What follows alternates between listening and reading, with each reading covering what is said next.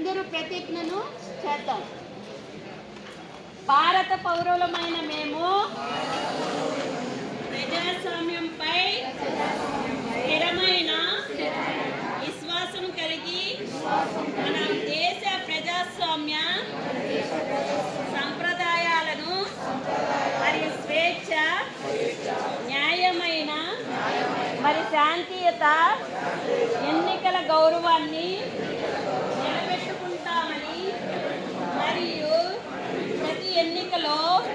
నిర్భయంగా మరియు మతము, జాతి, కులము, వర్గము, భాష లేదా ఎలాంటి ప్రేరణలకు గురికాకుండా ఓటు వేస్తామని